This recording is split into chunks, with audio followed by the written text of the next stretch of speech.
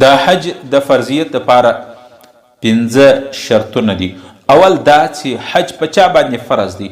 په هغه سړي باندې چې مسلمان وي. کافر هغه د حج اخلاص دی. د حج حکم مسلمان ته دی. حج یو عبادت دی، د عبادت حکم مسلمان ته دی، کافر ته نه دی. دویم عاقل کېدل، یعنی عقل بلري سړی، مجنون، لیونی او پاگل هغه که هر څومره مال ولري په هغه باندې حج فرض نه دی. دریم بالغ کېدل، په نابالغه ماشوم باندې که هلک وي که نجلۍ وي که هر څونه سرمایه او پیسې لري په هغو باندې حج فرض نه دی. البته که نابالغه بچی یو څه حاجیانو د حج دپاره د ځان سره بوتي په نابالغه ماشوم باندې حج وکوي، هغه حج خو صحیح دی، د هغه اجر و ثواب والدینو ته رسیږي. نبی علیه الصلاة والسلام په زمانه کې یو زنانې خپل کوچني ماشومان د حج دپاره راوستلي وو. بیا د رسول الله څخه پوښتنه وکړه، یا رسول الله زما دغه کوچنیانو حج ادا کړي، د دې حج ذمه فارغه سوله، حج وسو. رسول الله صلی الله علیه وسلم ورته وفرمایل د دې د حج اجر و ثواب هغه والد ته رسیږي او د مور پلار ته به رسیږي، لیکن د بلوغ بعد پر ده باندې بیا کچیری استطاعت درلودي، د حج طاقت و قدرت درلودي، د بالغ کېدلو بعد هغه د کوچنیوالي حج باندې ذمه نه فارغه کیږي. چې بالغ سو بیا استطاعت لري، سرمایه لري، پیسې لري، دوباره به حج ور باندې فرض دی، بیا به حج کوي. څلورم شرط د حج دا دی چې سړی به استطاعت لري، یعنی دومره دولت به لري، دومره مال به لري چې د حج د پاره د تلل راتللو د جهاز، الته د خوراک او الته د کرایه یا د هوټل خرچه به لري، دومره سرمایه به لري چې حاجي حج ته ولاړ سي برته راسي، دا خرچه به طاقت به لري، او دی چې ځي د کور د اهل و عیال نفقه به هم لري.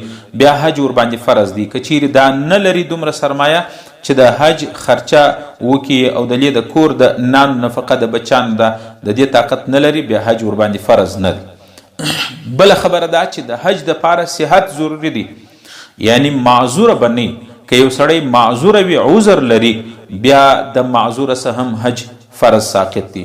مثلا یو سړی ناجوړه دی، په لاسو باندې او په پښو معذوره دی، شل دی، یا دغه رقم زنانه د دولت خو لري، پیسې لري، سرمایه لري، مګر داسې څوک نسته محرم چې هغه ورسره سفر وکړي، حج له ورسره ولاړ سي. بغیر د محرمه زنانه حج نشي کولی.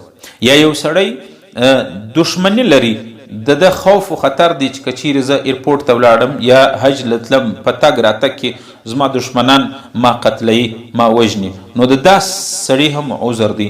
یا پر یو چا باندې حکومتي پابندي وي، یا د ملک یا د سعودي عرب چې که دا سړی رالی، بیا به د قتل انتظام به کوي، وژني به، دا سړی به قتل کوي. دا ټول عذرونه دي، دا ټول اعذار دي.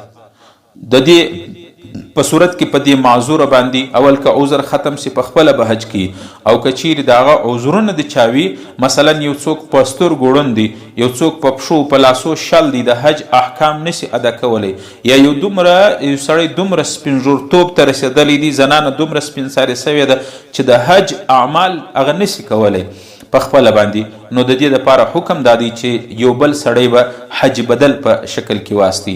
بهتره دا ده چې داسې سړی په حج بدل کې واستي چې په خپل حج کړي، یا که په خپل حج نه یې کړي، د حج احکام سره پوره واقف علم لري، هغه سړی د حج بدل په شکل کې واستي. که چیرې یو سړي په خپل زندگی کې حج ور باندې فرض و نه وکړي، یا د سستی یا د غفلت یا د جهالت په وجه باندې چې کله د مرګ حالت بیا به وصیت کوي، یا په ژوند کې به وصیت کوي چې ما خو حج نه دی کړی، را باندې فرض و، زما د طرفه دی زما وارثان حج وکړي. بیا شرعي مسله دا ده که چیرې د وصیت وکړي، د مال دریمه حصه، د مال 2 حصې و رشته دارانو و قریبانو ته رسیږي و میراث، او درېیمه حصه مثلا یو سړي 10 لکه روپۍ پرېښولې، په 10 لکه کې 20 لکه د وارثانو دي، 10 لکه د درېیمه حصه په دې کې د وصیت نافظ دي. که په دا 10 لکه باندې د حج کېدی، خو وارثانو کې د طرفه څوک حج بدل وکړي، او که چیرې نه کېدی، بیا وارثانو ته اختیار دی بالغ وارثان وي د خپل طرف تبرع کوي، احسان کوي د خپل پلار یا د خپل هغه پر ځای باندې رشتہ دار پر ځای باندې حج بدل کوي، خو صحیح ده. او کچیري نابالغ وارثان وو د نابالغ په مال کې اجازت چاته نسته چې د بل د حج دپاره استعمال کړي. البته بالغ وارثان وي بیا د ده دپاره د مال درېیمه حصه کم وي، بیا بالغ وارثان د خپل طرف څخه پیسې مصرف کړي، د خپل پلار یا د خپل وفات سوي رشتہ دار پر ځای باندې حج بدل وکړي. اگر چې د ثلث د درېیمې څخه زیات وي خو چې بالغ وارثان اجازت وکړي د طرف حج بدل وکړي، حج ادا کیږي.